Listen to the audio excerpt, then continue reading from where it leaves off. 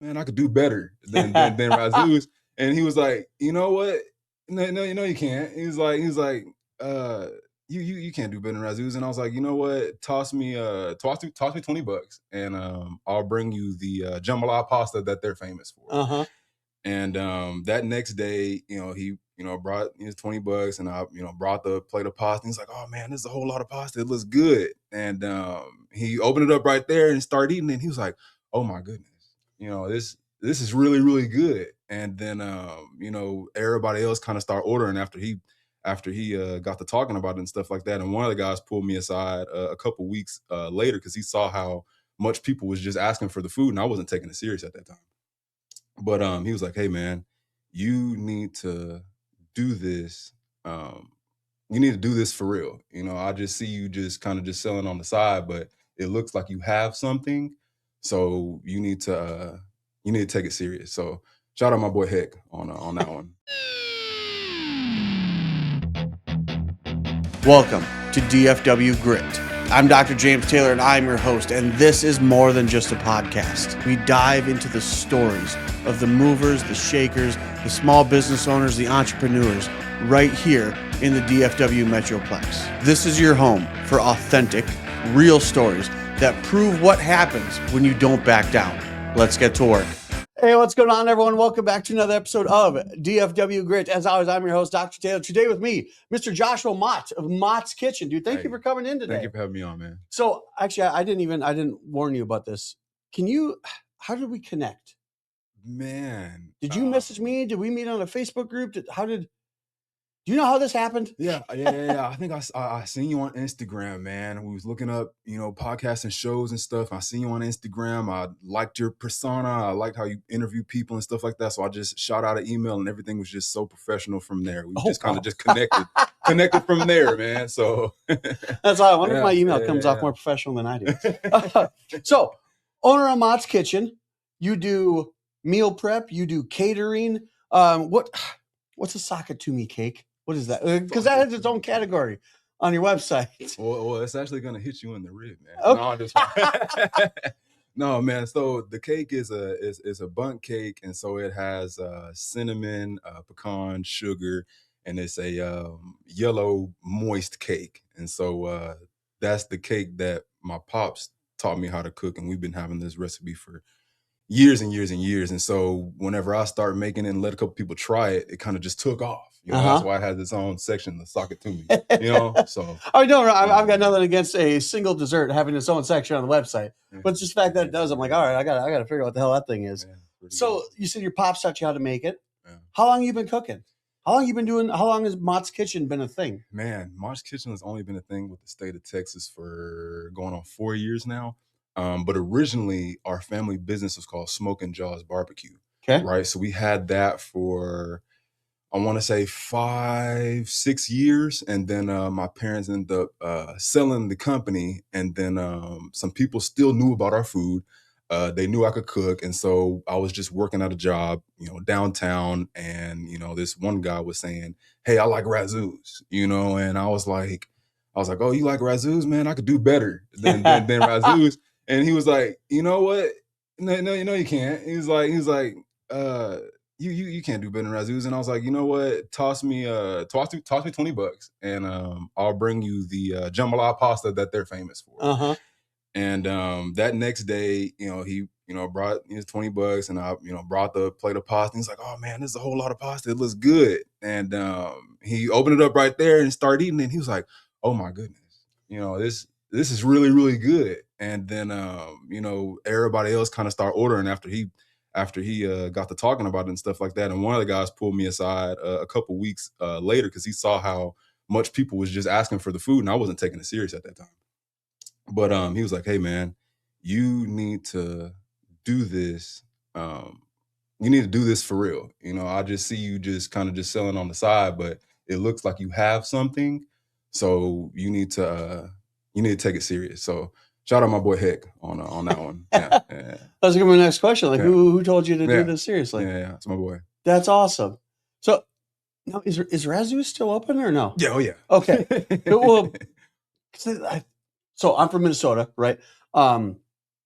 Up there, Cajun just means burnt and covered in pepper. Okay. Yeah, right. So Razzoos is one of the first places I went, and it's like, oh shoot, this is hot. But like, if I'm not, I think maybe the one up in Alliance closed down. Maybe there's still a thing, but that particular one. So how long ago was this? What was your boy's name? My friend. Yeah, the one who told you. Okay, heck. So yeah, he wasn't the one that originally got some. It was my boy X that got some. So he got some, and then after that, they both got some more, and then so that's how it kind of just transpired into everybody else kind of wanting some. This was, oh man, what is this? 2026. This had to be late 2022, because we fired it up in 2023. So we're going on that 3-year mark, 2026 June. All right. So yeah. How long was it between you were working in the barbecue joint with your folks? No, sir. Oh, they just had it. Yeah, they just had the company. I was working with them when they was traveling on the road.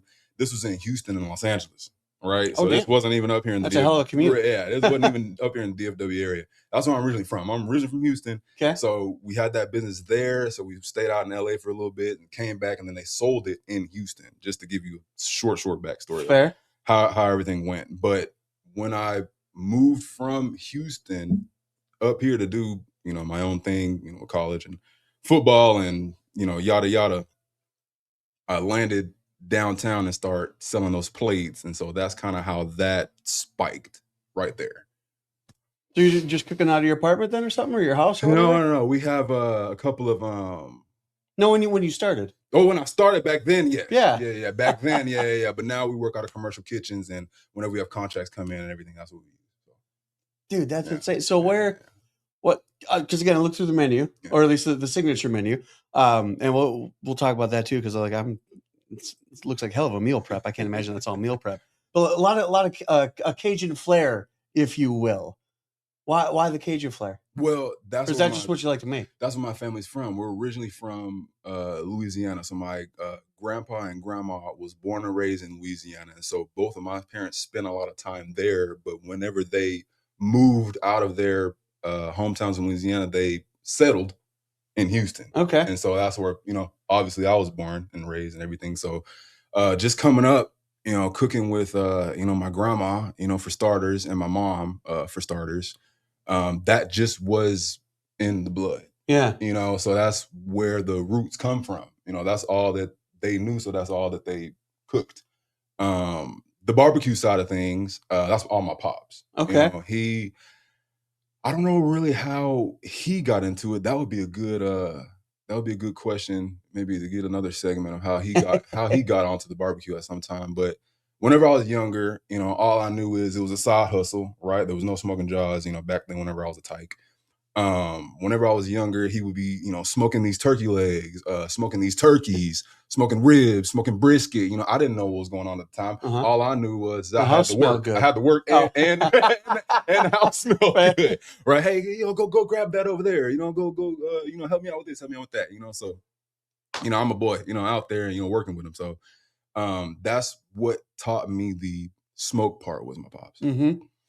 So he was doing that. Your mom was doing her thing. You were just doing what you were told, right? Basically, yeah. And it grew on me. Yeah, So then you came up here, go to college, play ball. What did you go to college for? I went to college for kinesiology, sports medicine. I ended up getting my degree in sports medicine, bachelor's in sports medicine, kinesiology. Nowhere near cooking. Nowhere near cooking. So when you decided to tell other people, probably mom and dad, like, hey, that money I spent on school, I ain't using it. Like, how'd that go down? Well, look, so I had a full ride scholarship playing football. So nice. That's what funded my whole 4 years in college. Okay. So when I told them, hey, I want to, get back into food, they was like, well, as long as you, staying out of trouble, so they didn't really have an issue with that. That's fair. Yeah, bills are paid and staying out of trouble. Okay, fine, go for it. Go do it. You got no student debt? All right. By all means. Right. So, like, what was that like for you then? Just like, because again, I mean, still, yeah, playing ball and everything, and but also the student side, taking tests. Like, okay, I'm dedicating 4 or 5, 7 years. Took me 7 years to get through undergrad. All this time to school, to subjects, to studies. And like, I like cooking. Yeah. Like, Yeah. was that a lot? This is a weird question. Was that a long thought out process, or like, nope, screw it, I'm doing this now. I like this better. To a certain extent, I would say it was a thought out process, but I knew I always had it in my back pocket, and I knew how to do it, and I knew I was exceptional at it. When I was in school, I actually did do a lot of cooking here and there, and people did toss me a little bit for some food back then. But back then it was I wasn't even really thinking about any of that. No one ever pulled me aside to be like, hey, start a business. 'Cause Yeah. 9 times out of 10, no one's really thinking about starting a business. Uh-huh. They don't teach us any of that. But yeah, just in school studying the kinesiology sports medicine, that was my second option because I was always working out, always played sports, wanted to know more about the body and stuff like that. So that's the degree plan that I kind of was quote unquote forced to choose only because a lot of schools don't have culinary and sports all around. Yeah. So Huh. whenever I was doing a lot of the, getting recruited and stuff like that, I'm like, hey, do you guys have culinary arts? You guys have hospitality? No. Yeah. So I We was got like, nutrition well, classes. right. I had to do something. So I was like, you know what? I'll do the sports medicine route. The anatomy, the physiology is very interesting to me, and I wanted to know more about it. And I was like, maybe I could do something with this, at some point. But graduating, um, couldn't really find a good job that would suffice in that field without the doctorates Yeah. for sports medicine. So that's kind of where the little side hustle of food took off, and I saw what it was doing and what it was doing wallet wise at the time, and it was doing better than where I was at every single day. Yeah. And I was like, you know what? If I'm making more money doing this than where I'm at every single day from 9 a.m. to 5 p.m. or 5 p.m. to 12 a.m., sometimes I'm like, you know what? I might as well do something with this, Yeah. so. That's interesting. Like I've never thought about that. I'll call it like a missing piece in college. Obviously chiropractor, health and wellness, that kind of thing, right? And I've taken nutrition courses, and I know nutritionists, and I know cooks and chefs, and one, like, we didn't go to the same school. There's no culinary program at anywhere. Any like big school, if you will. Yeah. But I've never thought about that. It seems like a huge missing piece. Where, like, what if we teach you the nutrition specifically for, let's just say, athletes, and then we teach you how to prepare it. So, like, you can get like a 4-year degree in nutrition, but also how to make the food edible. Because I mean, it's one of the things people stop people from dieting is like, oh, the food's going to taste like crap. Well, not if you know what you're doing. Right. Interesting. We should talk to somebody about that. Right. Yeah. Oh, yeah. I don't want to eat just rice and chicken. Yeah, right. What can you do? Well, you come to us with some rice and chicken. It's not just going to be your, old fashioned, just plain white rice with no flavor and no flavor on the chicken. Yeah, not that bodybuilding meal. Right. So I imagine that you had probably had to take some of that, let's say just physiology, that nutrition info, to put it into what you're doing now, because you got the meal prep stuff. In my mind, probably two schools. Either A, like, hey, I just don't want to cook, I need someone to cook my meals. Or I imagine you probably got clients like, hey, I want someone to cook good meals, healthy meals, that kind of stuff. Like, how did that take off? Like, was it Factor? Does Factor do that kind of thing? But I don't know who's cooking Factor. Yeah. I know Motte. Yeah, right. I'm not sure, but it kind of did just kick off like that. With me just being in the gym and just working out, all the time. Sometimes people would just ask me, hey, what do you eat? And at that point, I done already ran and got some business cards. So I got some business cards made. And I'm like, you know what? Here, give me a call. And the guys that I was serving to, the food, of course, the guys I was serving to, they would post pictures on Snapchat, Instagram, Facebook and stuff like that, and tag me. This is when I had my personal page at the time. So I got to start getting flooded. I'll start getting flooded with, hey, can you make me this? Can you make me that? Can you meal prep this? Well, I need dinner, 5 days a week. So that's how that kicked off in the beginning. So Dude, that's wild. Yeah. So is that what do you think is the, because you got the meal prep, you got the catering, and then you got the cake. Like what's the biggest chunk of your business? The biggest chunk right now would be the catering and hospitality chunk. We moved away from the meal preps, I'd say maybe like a year and a half ago, only because a couple people did call us for small parties and hostings and things like that. And I was like, you know what, this can be a really lucrative side of the business as well. So we started really pushing us providing luxury bespoke experiences to your event. Okay. So we provide the whole 9 yards, right? We provide the service, we provide any kind of diningware, plateware, any kind of setup, bartenders, valet, you call it. We have the industry professionals in our back pocket.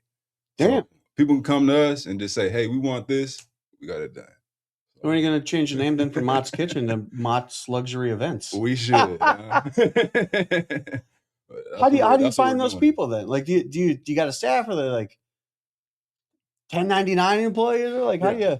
Yeah. So right now everybody is just on contract work. So we don't have a full staff right now because it's just new. We only started really trying to push the catering experiences like a year and a half ago. So we're still in the new stages of advertising and the marketing and getting the word out there. But just from people knowing that I cook, they would ask me, hey, can you, cater this birthday party, or can you cater this wedding, or can you cater this bridal shower, baby shower, or whatever may have you. So now we're trying to expand, and I have a couple people helping me out on making these contacts to advertise to the masses that this is what we do. So does that kind of answer the question? Yeah, it does. Because like just in my head, like, if you're doing catering, you could have a birthday party, 10, 12 people, and then put the phone down, and then it rings, be like, hey, yeah, we need something for 150. It's like, well, that's going to require a different level of staff and service, if you will. Yeah. It's like, I show up and there are 3 girls here all day, every day, and we make it work. But again, like going from a birthday party to, again, like it's a room of 150 or shoot 300 people or something like that. Like, damn, I gotta find some more help. Yeah, it takes a lot. It takes a lot of back end. Usually, we'll just structure everything out. We'll have all the contacts on a document. Whatever the client wants. 9 times out of 10, I'll pass it to somebody that's helped me for that specific contract, and they'll line everything up. We'll review it, make sure everything's in place, and then we'll staff it. Mm-hmm. Right. So once we get it staffed and everything, and just build out the whole plan, man. So there's a lot of moving pieces. You got a coach or a mentor for any of this? Or are you just figuring it out as you go? I don't, but I saw my family do it when they was doing the barbecue, right? Because they did some parties, so I got to see a little bit of back end with the logistics. And so I'd ask my mom a couple questions here and there, ask my dad a couple questions here and there. So I kind of just, was like a apple who didn't fall too far from the tree. And that, in that sense, they didn't teach me everything with, numbers and contracts, but going through it, in the beginning, it was like trial and error. And then you learn more about, how it's all supposed to go down. This is funny. It says weird flashback in my head. Like I can remember the day when I got it's not related to food at all. I got a little chip in my windshield, and it was after I'd moved down here, and I called my mom up because I'm like, I don't know how to get this replaced. Do I call car insurance? Do I just go to a windshield place? She picked up the phone and she's like, hey, what's going on? I'm like, hey, how do I get a windshield replaced? And she goes, oh, you're asking me for advice, not for money? I'm like, well, I'm an adult now. Like I'm off the payroll, mom. But yeah, I don't know how to do this. So the same, like I said, when you're like, I just call my mom for help. I'm like, so just a weird little flashback when actually, like, okay, I don't know what to do. Call mom and dad, and they're just happy I wasn't asking for money no more. Right. Those grown up things, we all need a little advice sometimes. Right. So like when you said you're 3 years in, right? And started off with just basically cooking for friends, and then friends of friends. So is social media like the I guess the driver in all of this, or like how are people finding out about you? I say the biggest driver is word of mouth and reference, man. Social media did play a big role, but in today's day and age, I know if someone sees something from a trusted friend or partner, they're going to ask them, hey, where'd you get this? Who is this guy? Is he any good? Okay, well, do you mind if I have his contact information? So I feel like that plays a huge role. And of course, online reviews and things like that helps and stuff like that. But people are always going to be, skeptical of, what they're getting into if they haven't heard of you before. Yeah. So, they need that clarity. And I feel like that word of mouth does help out. You got any aspirations of having a brick and mortar place? People always ask me. I'd say it depend on the day. People always ask me that. Not necessarily, but if the Lord leads in that direction, I definitely wouldn't be upset about it. But like you said, that's a whole staff. Everybody is on a 9-to-5 schedule and everything. And I'm not saying that we are not able to do it, but it would just be like a different realm. Or hell, even as it sits here, maybe your own line of spices. Yes. So we only have a bottled. We only have a le sachet means seasoning. La passion means fire in Creole. Okay. So this is the Moss Kitchen Creole mention le sachet la passion, right? So that's just Moss Kitchen house seasoning spicy, right? So this is the spicy one. We have a mild one, and then the spicy is really not all that spicy, man. People Creole gets a bad rap. Do you remember what white kid from Minnesota? So like yeah, so it's not all that spicy, man. Just a little kick, kind of just to let you know, hey, it's here, and then it's gone. But yes, we have this. You can find this on TikTok, Instagram. We need to get it up on the website. We're definitely working on that. But yeah, what's this cutting board that's sitting on? Yes, so this is made by my sweet lady that I spent a lot of time with. I call her mom. Whenever I was in college, her and her husband make these cutting boards. They make them in all shapes and sizes. You could definitely give us a call if you want one, and we'll get you one. They make them anywhere from this size and the size of this table, whatever you want. They make it. It's really, really old school. You take a little bit of warm hot water with some soap, and whenever you get done cutting, just kind of just wipe it down, real easy. It's real grain wood, so you don't want to put it in the dishwasher. You don't want to let it soak in the sink, because it'll ruin. So, but I like it really, really well. What stuff you use in your kitchen? Yeah, oh yeah. Good answer. Yeah. Dude, this is so. I guess this woman, or no, you made this. The people make the cutting board. You met them in college. Is that what you just said? Just again, were they one of the ones like you reached out to, like, hey, I'm making this cooking thing a thing, or like how'd you run into them? So while I was playing ball, they actually owned a little bakery shop. They also sold some food too, but just me being a foodie, I went in there checking them out. Didn't know what it was. Went in there checking them out. I wanted to try a cookie. They let me try one. I was like, okay, hey, these people are cool. So I actually got to looking around and everything. I'm like, you know what? They have a lot of good food in here. Who's y'all's owner? And so that's kind of when I say, hey, my name is Joshua Motte. I love to cook, and I see what you guys have set up in here. I really, really love what you guys got going on. And if there's anything that you guys need, I just love to just help out and just just be a part of something. Dealing with food. And so that's kind of how her and I hit it off. So her and I still keep in contact, and they still have their bakery shop and everything. But yeah.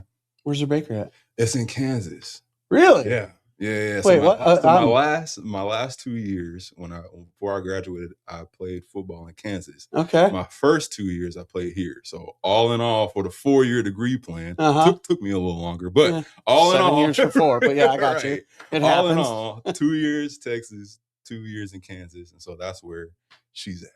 At K-State or KU? No, it's in Hillsboro, Kansas. It's an hour outside of Wichita, going northeast. Okay. Yeah. So I spent a little time in Kansas City myself. Check that out. How'd you like it? How'd you like Kansas City? Dude, it was wild. It was so in Minnesota, Minneapolis, St. Paul has a very large urban sprawl. Like the suburbs go on forever.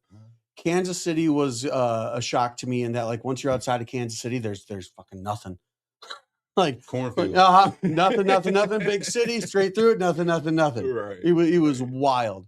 But I mean, outside of that, oddly enough, one of the things that I did not take full advantage of in Kansas City was the music scene.